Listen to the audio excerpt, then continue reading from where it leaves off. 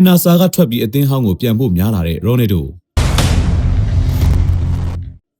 NASA တိုက်စစ်မှုရိုနယ်ဒိုဟာဆက်ဆံရေးအဆင်မပြေတော့တဲ့ NASA ကထွက်ပြီးအသင်းဟောင်းကိုပြန်ဖို့များနေတယ်လို့အရှိလေပိုင်းခြေဆိုင်မီဒီယာတွေကရေးသားခဲ့ပါတယ်။ရိုနယ်ဒိုဟာ NASA တာဝန်ရှိသူတွေကိုတင်မကပဲအသင်းပိုင်ရှင်တဦးတွေကပိုင်ဆိုင်ထားတဲ့ LAD Head ကနေ El Hilal ကိုပြောင်းရွှေ့ခဲ့တဲ့ဘန်ဇီမာရဲ့အပြောင်းရွှေ့အတွက်ဆော်ဒီလီရဲ့လုံထုံးလုံနည်းကိုပါမချေမနှက်ဖြစ်နေတာပါ။အဲ့ဒီလိုမချေနှက်တာတွေကြောင့်ရိုနယ်ဒိုဟာ NASA နောက်ဆုံးကစားခဲ့တဲ့နှစ်ပွဲမှာ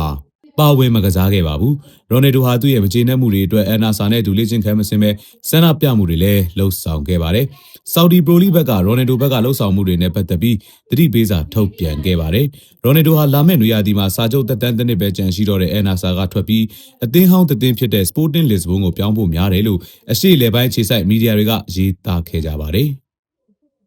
ဘောလုံးပွဲတွေကိုရင်ခုန်ကျင်တဲ့သူတွေအတွက်24နာရီလုံးဝန်ဆောင်မှုအပြည့်ပေးနေတဲ့ Kickoff Arena Online Service ရှိပါတယ်။ 555 Mix နဲ့ iBet 789တို့အပါအဝင်မိတ်ဆွေတို့နှစ်သက်တဲ့ဘောလုံးနဲ့ပတ်သက်တဲ့ရင်ခုန်စရာဝန်ဆောင်မှုအားလုံးကိုရယူနိုင်ပါတယ်။စိတ်ဝင်စားတယ်ဆိုရင် Viber နံပါတ်886 536 536ကိုဆက်သွယ်နိုင်ပါတယ်။